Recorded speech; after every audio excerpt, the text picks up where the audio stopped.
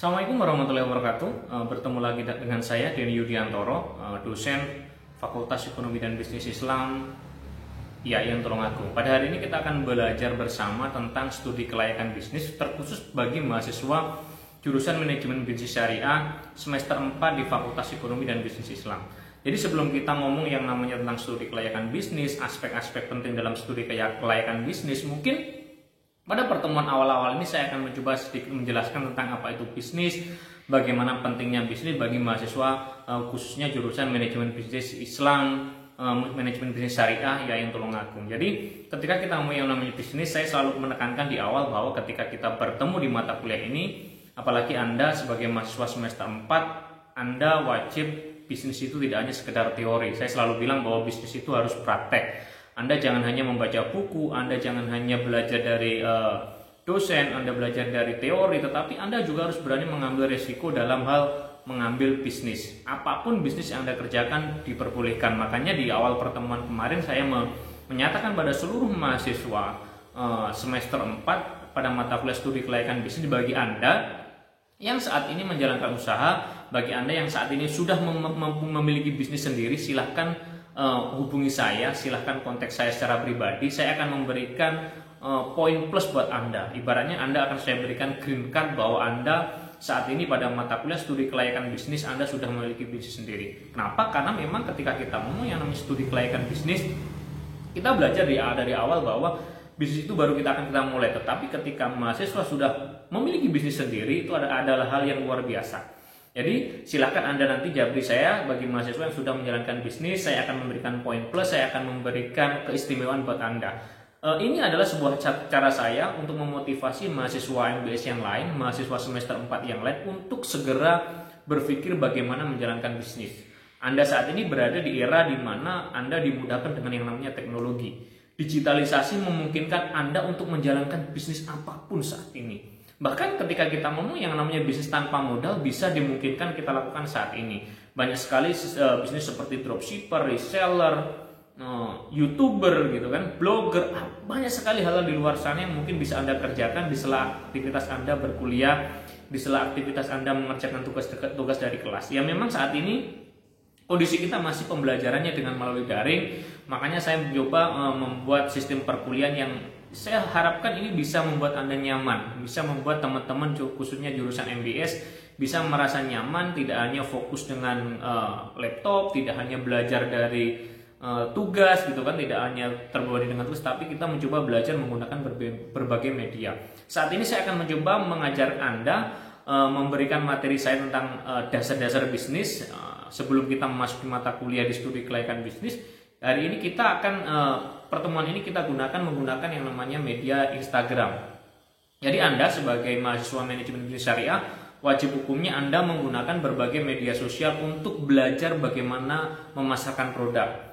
Anda boleh menggunakan IG, WA, YouTube, kemudian TikTok, semua media bisa Anda gunakan. Ingat bahwa ketika Anda saat ini memiliki bisnis, ketika Anda hanya menggunakan satu cara untuk menjual produk Anda, untuk memperkenalkan produk Anda, ya peluang Anda hanya satu. Tetapi bayangkan ketika Anda menggunakan berbagai cara, berbagai media untuk menunjukkan produk Anda kepada semakin banyak orang, berarti peluang Anda lebih banyak. Logikanya seperti ini. Ketika Anda mancing, Anda menggunakan satu kail dengan menggunakan 10 kail, saya yakin 200% bahwa peluang Anda dengan menggunakan 10 kail jauh lebih besar daripada Anda menggunakan satu kail. Makanya ketika Anda saat ini memiliki usaha, Anda menjalankan sebuah bisnis, atau Anda mau merintis sebuah bisnis, ya Anda harus berpikir bagaimana nanti saya memasarkan produk saya dengan berbagai media yang kita miliki, yang kita gunakan. Makanya jangan pernah alergi dengan menggunakan yang namanya Instagram, Facebook, WA, TikTok sekarang juga menjadi salah satu cara untuk memperkenalkan produk kita kepada orang lain. Sebaik apapun produk Anda, sebagus apapun kreasi Anda, seenak apapun ketika produk Anda makanan dan minuman, ketika Anda tidak tunjukkan kepada orang lain dengan berbagai media, ya orang tidak akan tahu. Orang tidak akan membeli produk Anda. Saya pernah berseloroh bahwa ketika itu Anda lakukan, ya sampai nyun sewu gitu, sampai kiamat kurang rong dino pun produk Anda tidak akan laku. Kenapa? Anda tidak melakukan hal di luar sana yang out of the box gitu kan. Nah, makanya nanti hari ini kita akan lebih banyak berdiskusi. Harapannya saya nanti ketika satu semester ke depan saya bisa mengundang beberapa praktisi untuk masuk, untuk join dengan kelas kita. Harapannya Anda memiliki pandangan-pandangan tersendiri tentang bisnis dari pelaku usaha. Makanya di kelas ini harapannya nanti ketika kita menyelenggarakan yang namanya kelas lapangan, kuliah lapangan, Anda belajar langsung kepada BUMDes. Harapannya sih dengan BUMDes ya, saya rencananya gitu kan. Seperti tahun kemarin di mata kuliah studi kelayakan bisnis, kita lakukan pembelajaran dengan menggunakan bermitra dengan para pelaku usaha. Ada sekitar 50 pelaku usaha UMKM yang bersedia kita tempati untuk berlatih. Di sana banyak sekali mahasiswa yang belajar bagaimana tentang branding, bagaimana tentang pemasaran, bagaimana produksinya, bagaimana mereka memfoto produk, bagaimana mereka membuat yang namanya cover, macam-macam banyak hal dipelajari mahasiswa di sana. Dan harapannya Anda sebagai mahasiswa yang duduk di semester 4 khususnya manajemen bisnis syariah, ya Anda bisa belajar langsung di lapangan. Nah, harapannya nanti ada beberapa mahasiswa yang saya lepas di pelaku usaha khususnya BUMDes, harapannya Anda bisa belajar di sana. Oke, jadi pada pertemuan yang awal-awal ini gitu, kita ngomong yang namanya bisnis. Ketika kita ngomong yang namanya bisnis itu berasal dari bahasa Inggris bisnis, kita yang urusannya adalah urusan usaha ataupun apapun hal yang bisa mendatangkan keuntungan, apapun yang bisa memberikan profit kepada Anda sebagai pelakunya. Kemudian apa sih tujuan berbisnis itu? Ya yang pastinya pertama adalah memperoleh keuntungan. Ingat bahwa ketika Anda menjalankan bisnis, Anda itu bisa memberi manfaat bagi orang lain. Khairun nasi anfa'uhum linnas. Baik-baik orang itu adalah orang yang bisa memberi manfaat bagi sesamanya. Ketika Anda menjalankan bisnis, pastinya Anda itu bisa memberikan manfaat bagi sesama, bagi orang lain. Merekrut tenaga kerja, kemudian Anda bisa mempekerjakan mereka, memberikan gaji kepada mereka. Itu adalah Anda orang yang bisa menjadi orang yang bermanfaat. Ingat dalam Islam dijelaskan bahwa entah itu hadisnya sahih atau tidak, bahwa 9 dari 10 rezeki, pintu rezeki ada di perdagangan gitu kan. Berarti menunjukkan bahwa bisnis itu adalah sebuah cara kita untuk mendapatkan keberhasilan. Kalau Anda mencoba merangkum gitu kan 20.000 atau mungkin 10.000 atau mungkin 100.000 orang terkaya di dunia, mungkin 99,9% semuanya bersumber dari bisnis. Semuanya berasal dari pebisnis. Mungkin kalau pegawai kaya gitu kan, apalagi pegawai negeri seperti saya gitu, kaya raya, pastinya nanti jadi KPK itu selalu melihat dari mana Anda kaya gitu kan. Kecuali ketika saya memiliki bisnis. Ketika saya tidak memiliki bisnis, saya hanya pegawai negeri dan saya kaya raya, ya mungkin jadi sorotan. Dari mana uang Anda berasal gitu kan.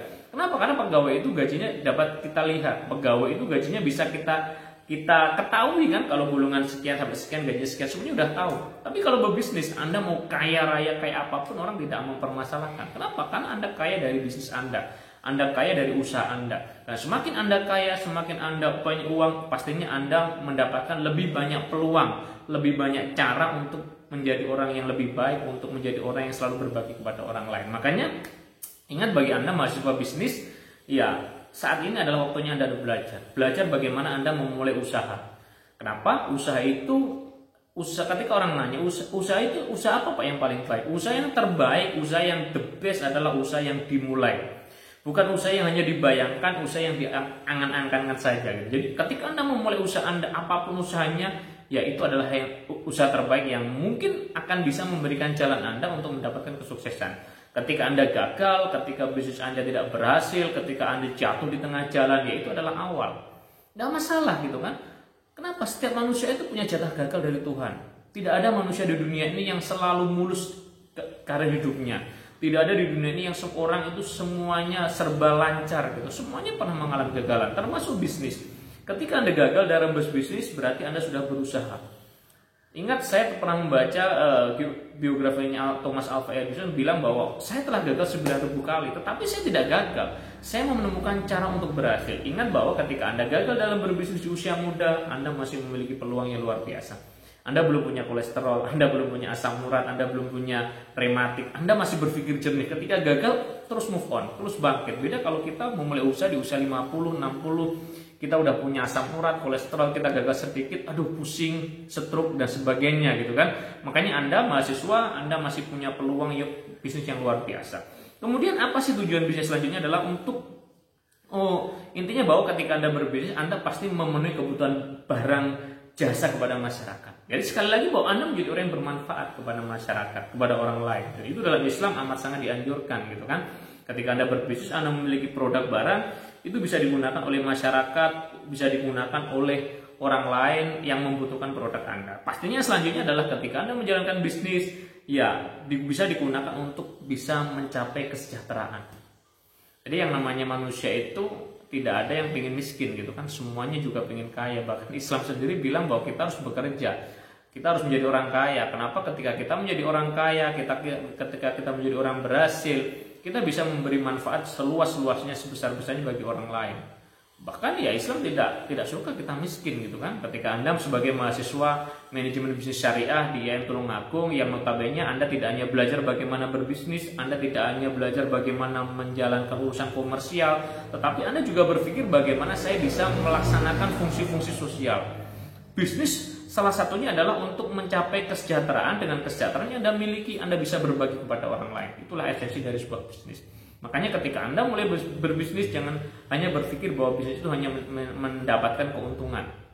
Bisnis jangan hanya berpikir bahwa kita bisa bagaimana mencapai kesejahteraan komersial, tetapi kita harus berpikir bagaimana kita menciptakan sebuah kehidupan sosial yang bagus. Itulah tujuan dari bisnis. Kemudian selanjutnya, seperti saya bilang tadi, bahwa ketika Anda memiliki bisnis, Anda akan bisa memberikan kesempatan bagi orang lain. Anda akan membuka lapangan kerja bagi orang lain. Itulah yang paling penting ketika Anda memiliki bisnis. Ingat bahwa ketika saat ini Anda semester 4 sudah Anda berpikir bisnis, Anda sudah mencoba bisnis di rumah, bisnis apapun Anda coba, kemudian ketika 4 semester lagi Anda lulus gitu kan, Anda menjadi sarjana, bayangkan Anda di wisuda, Anda setelah wisuda tidak toleh merepotkan pemerintah gitu. Kenapa kok merepotkan pemerintah? Ketika Anda sudah punya bisnis, Anda tinggal bagaimana mengembangkan bisnis Anda. Anda tidak pernah berpikir menjadi bagian dari korporasi. Kenapa? Karena Anda sudah bisa menciptakan korporasi. Kalau bisa, bagaimana Anda membesarkan korporasi? Anda sudah lulus, Anda mempunyai gelar sarjana, ya Anda tinggal bagaimana mengembangkan bisnis Anda. 2 tahun sudah berjalan, ketika Anda memulai dari sekarang, berarti ya paling tidak bisnis Anda sudah berkembang dan siap untuk paling tidak lepas landas gitu kan, karena tugas Anda sebagai mahasiswa sudah selesai gitu kan. Tinggal Anda bagaimana saat itu 2 tahun yang akan datang Anda wisuda gitu kan. Ya, jadi itu sebuah kebanggaan mungkin bagi teman-teman, khususnya ini mahasiswa, karena ya memang video ini tidak hanya ditonton oleh mahasiswa saya di MBA semester 4, tetapi semua orang mungkin bisa menonton yang menjadi follower saya gitu kan. Jadi di sini saya hanya sedikit berbagi sharing bahwa siapapun apapun profesinya, meskipun saat ini sudah menjadi pengusaha, menjadi pegawai gitu kan, menjadi banker mungkin, karena saya mantan banker, mungkin follower saya banyak dari banker, ya rata-rata mungkin Anda berpikir bahwa saya sudah cukup aja dengan kuliah sekarang. Tapi ketika Anda mulai bisa berpikir out of the box gitu, Anda memulai usaha, Anda membuka bisnis, ya mungkin itu akan bisa memberikan kontribusi finansial tambahan buat keluarga Anda. Yang paling penting adalah bisa memberikan lapangan pekerjaan bagi orang lain. Nah, kemudian selanjutnya, apa sih tujuan bisnis itu? Yang selanjutnya adalah untuk meningkatkan kemajuan dan pertumbuhan ekonomi masyarakat secara umum. Ya, pasti ketika semakin banyak orang berusaha, berwirausaha, orang tidak akan bingung di mana mencari pekerjaan. Saat ini yang namanya corona sedang melanda Indonesia dan seluruh negara-negara di dunia. Semuanya serba tertekan gitu kan, semuanya serba terkontraksi negatif. Apapun ya bisnisnya saat ini sudah mulai mengalami yang namanya penurunan, tetapi ya kita filosofinya harus tetap semangat, harus tetap kuat gitu kan. Kalau boleh saya berfilosofi seperti bulu ketek lah gitu kan, meskipun terhimpit dan tertekan tapi tetap tumbuh dan bertahan. Itulah yang namanya ketika kita dalam kondisi saat ini, kita harus banyak-banyak bersyukur, karena ini adalah given by God gitu kan, diberikan oleh Tuhan. Makanya ya saya bilang bahwa hidup itu memang banyak cobaan gitu kan. Kalau banyak saweran namanya dangdutan, kalau banyak cucian namanya laundryan gitu kan. Makanya ketika saat ini kita berada pada kondisi seperti ini, ya tetap kita harus punya prinsip kehono syukur ben lali rasane sambat gitu kan. Ketika kita kondisi seperti ini, ya kita harus banyak melihat orang-orang di bawah kita, termasuk Anda sebagai mahasiswa. Anda saat ini ketika Anda memperoleh mata kuliah yang namanya studi kelayakan bisnis, Anda harus berpikir, kira-kira apa ya yang bisa saya kembangkan untuk bisnis? Kira-kira setelah saya mendapatkan mata kuliah ini, apa ya manfaatnya buat saya? Apalagi saya itu mahasiswa manajemen bisnis. Jadi saya bilang bahwa ketika Anda mahasiswa manajemen bisnis, Anda sudah separuh jalan kuliah, tetapi Anda tidak punya pikiran mau bisnis apa, malulah gitu kan. Cobalah untuk bermuasabah gitu kan. Segera bertobat gitu kan. Kenapa? Anda itu jurusannya bisnis loh. Anda harus berpikir bisnis kecil apapun Anda harus Anda jalani. Mungkin, aduh Pak, saya nggak punya modal. Sekali lagi jangan berpikir bisnis harus melulu modal gitu kan. Anda yang namanya belajar bisa dimanapun. Misalkan Anda keluar di sana banyak sekali dealer-dealer mobil, dealer motor bekas. Anda datang ke sana, ke ownernya ngomong, Pak, saya mau jadi freelance marketing di sini, boleh nggak? Saya rasa pasti boleh. Yang namanya freelance marketing itu kalau Anda tidak dapat pembeli, Anda dari gaji, mereka pasti mau dengan kondisi saat ini. Ya itulah, ambil, gunakan itu sebagai cara Anda untuk belajar. Karena bisnis yang paling dasar kita harus memiliki fondasi adalah bagaimana kita bisa mendapatkan yang namanya customer base. Itu yang paling penting. Jangan hanya berpikir modal. Kalau Anda berbisnis hanya berpikir modal, Anda dikasih 1 miliar tapi tidak punya konsep bisnis, uangnya Anda juga akan habis. Tapi berpikirlah bahwa saya mau berbisnis, saya mau belajar, saya mau jualan dulu produknya orang lain. Jadi reseller, jadi dropshipper, dari spammer, apapun Anda lakukan tanpa modal, yang intinya Anda menjualkan produk orang lain. Dari sinilah Anda belajar sebagai mahasiswa. Jangan harus berpikir Anda harus punya bisnis dalam bentuk fisik besar gitu, punya toko, punya gerai, punya dealer atau sebagainya. Jangan berpikir seperti itu. Semua pengusaha, kalau Anda belajar dari autobiografinya orang-orang terkenal di dunia, pebisnis sukses di seluruh dunia, semuanya diawali dari nol, from zero to hero. Makanya Anda ketika menjadi seorang, mau punya cita-cita menjadi seorang pebisnis, jangan hanya berpikir modal dan modal. Modal yang paling besar adalah otak Anda gitu kan. Saya selalu bilang leher ke atas itu adalah investasi yang luar biasa, leher ke bawah ya investasinya yang menjadi kotoran, saya bilang. Makanya kalau Anda pengen berinvestasi leher ke atas apa? Belajar, dan belajar, itu kuncinya. Belajar dari mana? Belajar dari manapun Anda bisa peroleh saat ini. Saat ini Anda sebagai anak muda, sebagai mahasiswa yang saat ini duduk di semester 4 atau sebagai pelajar, Anda memiliki kelebihan daripada saya dan usia-usia di atas saya. Kalau saya dan usia-usia di atas saya, ketika saya mau belajar, saya harus ke perpus, harus beli buku dan sebagainya. Sekarang Anda bisa belajar di media apapun. Semua mahasiswa tidak ada yang tidak memiliki handphone. Semua mahasiswa tidak ada yang tidak memiliki gadget. Bahkan gadget itu adalah kebutuhan primer. Kebutuhan pokok. Mahasiswa rela tidak makan demi yang namanya kuota. Mahasiswa rela tidak makan yang penting HP-nya bisa cas di listrik gitu kan. Godaan manusia, kalau dulu harta tahta wanita, sekarang harta tahta wanita dan kuota gitu kan. Makanya saya yakin bahwa semua orang punya handphone. Handphone ini jangan Anda gunakan hanya untuk kebutuhan konsumtif saja, tetapi bagaimana Anda bisa meningkatkan produktivitas bisnis Anda dengan yang namanya handphone. Anda mau belajar bisnis apapun, ngeklik di YouTube, selesai Anda akan ketemu banyak sekali ilmu-ilmu di sana. Yang penting kita melihat dari sudut pandang bagaimana kita membawa yang namanya smartphone ini menjadi alat yang produktif buat kita. Bukan menjadi alat yang justru menambah kekonsumtifan kita. Anda buka-buka yang namanya marketplace. Kalau untuk jualan bagus, tapi kalau untuk membeli, untuk mencari, ya itu Anda akan menjadi konsumtif, gitu kan? Gunakan yang namanya smartphone untuk hal produktif. Untuk lihat sinetron Ikatan Cinta, gitu kan? Wah itu ya nggak apa-apa, kan itu hiburan. Tapi kalau Anda setiap berhari-hari dari pagi sampai sore lihat sinetron, lihat drama Korea, ya Anda tidak akan menjadi orang yang produktif, tapi Anda menjadi orang-orang yang konsumtif. Makanya coba berpikirlah bagaimana kita menggunakan smartphone ini untuk hal yang produktif. Aduh Pak, tidak punya kuota. Anda datang ke warung kopi 3.000 minum kopi, bisa wifi-nya selama 3 jam. 3 jam itu Anda sudah dapat ilmu banyak ketika Anda ngomongin namanya bisnis. Oke, nanti ketika kita ngomongin studi kelayakan bisnis, ya kita akan lebih bahas diskusi ke depan. Tetapi ini adalah sebagai pengantar. Pengantar ini saya ajak teman-teman untuk mencoba melihat di IG. Jadi teman harus, ya wajib hukumnya bagi mahasiswa MBS punya Facebook, IG, kemudian YouTube, TikTok itu wajib. Kenapa? Untuk menunjukkan produk Anda kepada orang lain. Ketika Anda memiliki 4 piranti yang namanya media sosial ini dan Anda gunakan untuk produktif, untuk menunjukkan produk Anda, yaitu Anda memiliki peluang untuk produk Anda dilihat banyak orang. Gitu kan? Sekarang bukan eranya lagi kita menunjukkan produk kita di baliho, di pamflet, kemudian di flyer besar. Enggak, kita punya alat yang namanya media sosial. Dan alat ini digunakan sebagai hal-hal yang bisa menjadi konsumtif, bisa menjadi produktif. Tinggal Anda sebagai pemiliknya, sebagai penggunanya, bagaimana Anda menggunakan yang namanya media sosial ini. Oke, kemudian kita ngomong yang namanya studi kelayakan bisnis, karena mata kuliah adalah studi kelayakan bisnis. Ketika Anda mau memulai bisnis itu kan, kenapa sih studi kelayakan bisnis penting? Karena seperti ini kawan-kawan. Ketika Anda merencanakan sesuatu, itu terkadang masih mengalami yang namanya kegagalan. Apalagi Anda tidak merencanakan sama sekali, Anda serampangan membuat sesuatu, ya pasti peluang gagalnya lebih besar daripada Anda merencanakan. Nah, studi kelayakan bisnis ini adalah sebuah penelitian awal yang menceritakan, yang mencoba mempelajari tentang sebuah ide bisnis yang akan kita jalankan. Tujuannya apa? Supaya nanti ide bisnis ini kita bisa eksekusi, kita bisa laksanakan dan mendatangkan keuntungan. Tapi ketika kita tidak melakukan studi kelayakan, ya kita tidak hanya sekedar serampangan, ya kita tidak tahu apakah bisnis yang kita mulai itu bisa berhasil, atau mungkin malah gagal, atau mungkin malah merugikan kita. Itulah pentingnya yang namanya studi kelayakan bisnis bagi siapapun yang memulai usaha.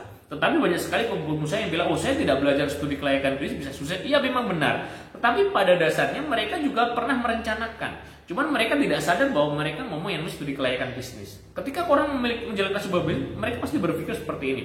Kira-kira modalku semini tak kula ini piro ya? Tak doling yo, saya jual kemana? Saya kulaan di mana? Saya suplainya siapa? Itu sebenarnya adalah secara tidak langsung adalah bagaimana kita memikirkan layak nggak sebuah bisnis itu kita jalankan.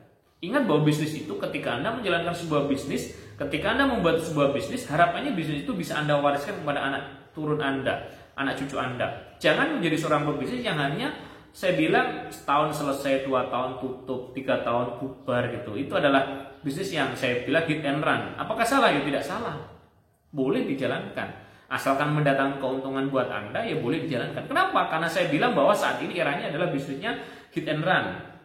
Bisnis jalan, 2 tahun tenggelam, ganti lagi. Karena itu adalah eranya seperti itu. Bahkan yang namanya bisnis di Indonesia saat ini banyak sekali bisnis yang tumbuh, berkembang, menjamur, tenggelam, hilang, dan sebagainya. Karena itu konsep seperti itu. Contoh seperti ini. Dulu ada yang namanya es kepal Milo gitu kan. Satu lancar, kemudian banyak sekali yang nyontoh. Karena kenapa? Saya bilang di Indonesia konsep bisnis itu ada 2. Kepo dan nyontoh. Kepo, apa itu kepo? Ketika ada sebuah produk yang baru, orang itu akan penasaran untuk mencobanya. Akan kepo untuk mencicipinya gitu kan. Es kepal Milo satu ada, semuanya ngikut. Kenapa? Karena laris gitu kan. Setahun 2 tahun tenggelam. Kemudian cappuccino cinco satu laris, lainnya ngikut, tenggelam. Ada yang namanya susu racik Mbok Darmi, satu laris, semuanya ngikut. Bahkan namanya aja mereka nyontoh, susu racik Mbok Darmi, susu racik Mbok Kiem, Mbok Minten gitu kan. Kenapa mereka nama aja nyontoh? Tidak berpikir kreatif, susu racik Nona Lisa gitu kan. Yang keren gitu kan, bukan susunya Mbok-mbok yang expired gitu kan. Nama aja mereka nyontoh. Itulah konsep di bisnis di kita, bahwa ketika Anda menjadi seorang pebisnis, ya harus adaptif, responsif, inovatif. 3 hal ini harus Anda benar-benar Anda pegang. Adaptif, Anda selalu beradaptasi dengan lingkungan Anda, dengan kondisi saat ini. Saat ini kondisinya corona, apa yang dibutuhkan masyarakat, Anda selalu adaptif. Dengan adaptif itu Anda akan bisa merespon segala tuntutan pasar, segala kebutuhan pasar Anda akan bisa respon.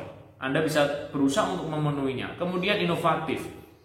Ketika Anda punya prinsip amati, tiru, modifikasi, dan Anda terus-menerus menggunakan prinsip itu, Anda tidak akan berkembang. Kenapa? Ya kalau Anda mencontohnya di awal-awal fase, Anda sudah mencontoh sebuah produk, sebuah bisnis itu di akhir-akhir fase yang sudah mulai decline, mengalami penurunan, ya udah Anda belum BEP, usaha Anda udah belum pikir, Anda rugi. Makanya jangan pernah bangga menjadi follower, banggalah menjadi pionir dalam bisnis. Anda carilah hal yang baru. Makanya untuk Anda mahasiswa, ketika kita mau yang namanya studi kelayakan, studi kelayakan gitu kan, saya menyarankan kepada Anda untuk melakukan yang namanya studi kelayakan bisnis. Apa itu studi kelayakan bisnis? Kelayakan itu adalah jalan-jalan. Anda keliling-keliling. Jangan berpikir seperti kata dalam tempurung gitu kan, yang berpikir bahwa produk saya adalah terbaik, saya bisa membuat produk yang paling the best. Anda tidak akan pernah berpikir yang bagus ketika Anda berpikir seperti itu. Anda cobalah belajar dimanapun. Ketika Anda belajar tentang apapun dimanapun, ya Anda akan memiliki yang namanya satu hal yang bisa menjadi modal awal Anda adalah Anda bisa menjadi orang yang punya sesuatu yang bisa saya bilang pionir lah. Nah, ketika Anda studi kelayakan, Anda jalan-jalan, kira-kira apa produk yang belum ada di tempat kita?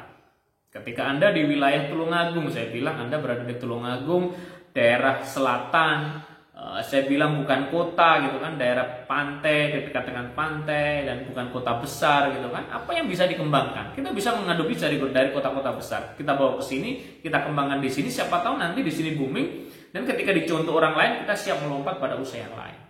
Nah, itulah konsepnya ketika kita menjadi seorang pionir dalam berbisnis. Jadi, itulah pentingnya bahwa bagaimana ketika kita menjalankan bisnis, kita harus belajar tentang yang namanya studi kelayakan. Layak nggak bisnis dilanjutkan? Jangan berpikir bahwa ini bisnisnya layak karena udah rame ya, udah rame jangan digarap gitu kan, karena itu pasti akan segera tutup gitu kan, segera ganti acara gitu kan. Saya boleh bilang berseloroh pakai bahasa Jawa, ketika koncomu dolanan layangan, ya dolanan layangan ketika mereka udah nggak mau dolanan layangan, Anda main layangan, ya bukan musimnya lagi gitu kan. Makanya ketika kita berbisnis kita harus berpikir secara adaptif dan segera responsif dan inovatif. Nah, kemudian ketika kita menjalankan sebuah bisnis, tahapan bagaimana melakukan studi kelayakan bisnis adalah melakukan survei. Jadi pengamatan, tadi saya bilang kelayakan tadi adalah Anda melakukan survei, pengamatan, jalan-jalan gitu kan. Kira-kira bisnis apa yang kira-kira diminati, kira-kira apa yang nanti yang bisa, ya seperti saat ini ketika yang terjadi yang namanya corona gitu kan. Orang tidak pernah berpikir ketika ada yang namanya corona, ikan hias, tanaman hias booming luar biasa. Siapa yang pernah berpikir seperti itu? Ya, kenapa? Karena orang semuanya PSBB di rumah, pembatasan kegiatan masyarakat, akan tumbuh hobi-hobi baru. Tapi ketika saat ini Anda masih mau membudidayakan yang namanya tanaman hias sama ikan hias, yang udah terlambat. Kenapa? Karena itu boomingnya beberapa waktu yang lalu gitu kan. Jadi memang ketika kita menjadi seorang calon pebisnis, kita harus pintar-pintar melakukan prediksi. Kira-kira apa yang mau booming 3 bulan yang akan datang. Ketika Anda pintar melakukan itu, ya, Anda memiliki peluang untuk sukses dalam sebuah bisnis. Ya, tidak berarti Anda harus menjadi kijogo bodoh, enggak gitu. Jadi peramal, cenayang, enggak gitu kan. Paling tidak ketika kita sering jalan-jalan, kita sering berkomunikasi dengan orang, kita akan melihat apa sih peluang-peluang yang bisa kita garap di masa yang akan datang. Karena itu adalah salah satu poin yang pertama ketika kita belajar yang studi kelayakan bisnis, yaitu melakukan survei pengamatan langsung ke lokasi. Kemudian kita harus, yang kedua adalah menghimpun seluruh pengalaman mengenai usaha yang pernah ditekuni sebelumnya. Jadi yang namanya pengusaha itu pastinya tidak hanya sekali sukses menjalankan bisnis, dia pasti berkali-kali gagal mungkin gitu kan. Ketika telah mencoba sebuah bisnis gagal nggak masalah gitu kan. Jadi saya banyak sekali mahasiswa saya yang bisnisnya gagal, ya nggak masalah, itu Anda gagal itu adalah SPP Anda, UKT Anda, uang sekolah Anda untuk berhasil. Saya bilang kegagalan saat ini ketika Anda berbisnis di usia muda itu adalah biaya sekolah Anda, dan itu mahal harganya. Kenapa? Dengan kegagalan yang pernah Anda alami, Anda akan tahu bagaimana mencapai keberhasilan. Dengan kegagalan yang pernah Anda jalani, Anda berpeluang untuk bisa mengetahui, ternyata ketika jalan ini salah, saya harus mengambil jalan yang itu. Itulah pentingnya Anda belajar di kegagalan. Saya bilang kepada mahasiswa saya, beberapa yang laki-laki bisnis itu keren gitu kan. Anda laki-laki, Anda mahasiswa, ketika Anda tampang Anda pas-pasan gitu, wajib hukumnya Anda untuk menjadi mapan. Ketika Anda menjadi mapan, maka Anda akan menjadi menawan di hadapan perempuan. Itu adalah kunci gitu kan. Ketika Anda mahasiswa, Anda mapan, meskipun tampang Anda pas-pasan, ya Anda menawan di hadapan perempuan gitu kan. Makanya berbisnislah gitu, apapun usahanya. Jadi Tuhan itu akan senantiasa memberikan jalan kepada Anda yang mau berusaha. Anda tidak hanya ngopi kemudian bilang rezeki wis diatur Gusti Allah gitu. Tidak semudah itu Ferguson gitu kan. Nah, ya Anda boleh berpikiran seperti itu, tapi ketika Anda punya pikiran seperti itu, Anda tidak akan pernah punya cara untuk berhasil. Kenapa? Orang sukses itu adalah dia selalu memiliki banyak cara. Orang gagal selalu memiliki banyak alasan. Orang sukses selalu bilang bahwa ketika orang lain bisa, saya harus bisa. Ketika orang lain bisa, saya juga harus bisa, harus dapat melakukannya. Orang gagal selalu punya prinsip, ketika orang lain bisa, kenapa mesti saya? Itu orang gagal. Makanya saya ingin melihat mahasiswa saya menjadi orang-orang yang berhasil, punya semangat berbisnis. Anda jurusan bisnis, Anda punya satu langkah lebih dulu daripada teman-teman Anda, one step ahead, karena Anda jurusan bisnis, Anda harus mengembangkan. Kemarin ada beberapa mahasiswa sudah menghubungi saya bahwa mereka punya bisnis, akan saya survei, saya lihat di lokasi, mungkin akan saya dampingi, akan saya masukkan ke komunitas UMKM di Tulungagung. Tujuan supaya mahasiswa lebih berkembang lagi, dan pastinya akan memiliki jalan mulus untuk mendapatkan nilai A. Lebih gampang gitu kan. Makanya Anda yang belum usaha, segera rintis usaha Anda. Anda bisa bekerja sama dengan pelaku usaha, Anda bisa bekerja sama dengan UMKM untuk memulai usaha. Jadi jangan berpikir dengan modal, tetapi berpikirlah bagaimana Anda bisa membuat atau menciptakan yang namanya customer base baru Anda. Ketika Anda sudah punya customer base, sudah Anda punya pelanggan, kemudian Anda tinggal bagaimana Anda berpikir membuat sebuah usaha. Itulah yang paling penting. Kemudian ketika kita nanti akan belajar bagaimana menyusun yang namanya studi kelayakan. Jadi bagi mahasiswa yang kebetulan mengikuti kuliah kelas gitu kan, nanti Anda akan mendapatkan tugas ini. Tapi bagi mahasiswa yang melaksanakan kuliah lapangan bersama Bung Des, ya Anda hanya belajar di sana, bagaimana mendampingi BUMDes, bagaimana Anda bekerja sama dengan BUMDes, dan bagaimana BUMDes di desa Anda bisa berkembang. Itu yang harapan saya. Kenapa? Saya ingin Anda sebagai warga desa gitu kan bisa berkontribusi pada desa Anda, pada BUMDes desa Anda, karena BUMDes itu adalah lokomotif penggerak ekonomi di desa. Dan harapannya anak muda yang menjadi salah satu tulang punggungnya dari BUMDes. Nah, makanya saya kirim Anda ke desa. Nah, oke, jadi nanti perkuliahan kita untuk minggu depan, silahkan nanti kita tanya jawab. Kita lebih banyak diskusi. Saya lebih senang ketika teman-teman yang sudah menjalankan bisnis mau berbagi dengan teman-temannya yang belum menjalankan bisnis. Jadi nanti beberapa teman-teman Anda yang sudah menghubungi saya yang sudah menjalankan bisnis, saya ingin Anda bercerita kepada kawan-kawan Anda supaya kawan-kawan Anda terbuka matanya gitu kan.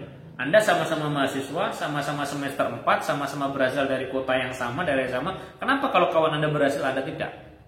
Kenapa kalau kawan Anda mau membuka bisnis Anda tidak? Nah, itulah makanya nanti kita akan berdiskusi. Saya pengen lebih banyak kita berdiskusi secara aplikatif. Nanti diskusi kita lakukan dengan WA. Jadi perkuliahan kita ini campuran menggunakan YouTube, menggunakan IG, menggunakan WA, e-learning dan sebagainya. Nah, jadi kalau ada media-media baru kita akan gunakan. Kenapa? Supaya kita lebih kreatif, lebih banyak tahu tentang hal. Makanya wajib Anda punya yang namanya media sosial tersebut di atas, gitu kan? Oke, sebelum saya akhiri, mungkin saya akan sedikit memberikan kiat sukses memulai bisnis bagi kaum milenial, bagi anak muda atau mahasiswa, gitu kan?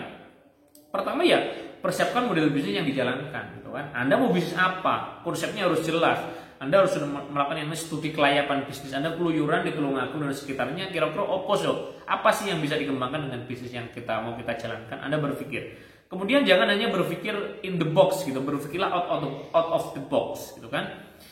Ketika banyak orang berpikir dengan apa yang Anda pikirkan, berarti pikiran Anda sudah istilahnya udah in the box gitu, dalam kotak. Berpikirlah yang lain dari pemikiran kawan Anda. Saya pernah membaca buku biografinya salah satu orang terkaya di Asia, Jack Ma. Dia bilang bahwa ketika dia kumpulkan anak buahnya, ketika dia suruh anak buahnya usul, kira-kira apa yang Anda usulkan? Dan ada anak buahnya satu usul, kemudian yang lain bilang, oh iya bagus itu langsung dibuang ide.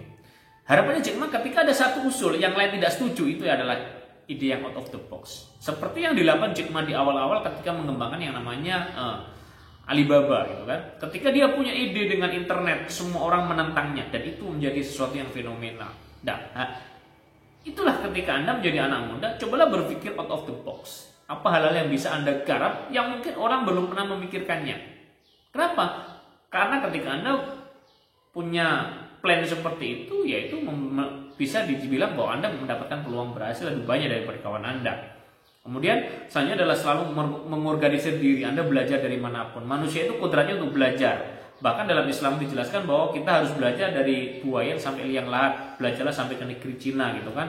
Dengan belajar Anda punya ilmu, Tuhan itu akan meninggikan derajat Anda beberapa derajat di antara orang lain. Ya kan? Dalam Al-Quran dijelaskan bahwa Tuhan akan meninggikan derajat orang-orang yang beriman dan berilmu beberapa derajat. Ilmu bisnis itu juga bisa meningkatkan derajat Anda di dunia. Ketika Anda bisa bisnis, Anda pintar berbisnis, dan Anda bisa bermanfaat bagi orang lain, paling tidak derajat Anda akan lebih tinggi daripada orang yang tidak berbisnis. Kemudian ketika Anda masih memulai gitu kan, fokuslah dulu pada satu bisnis, jangan sembarang diayai.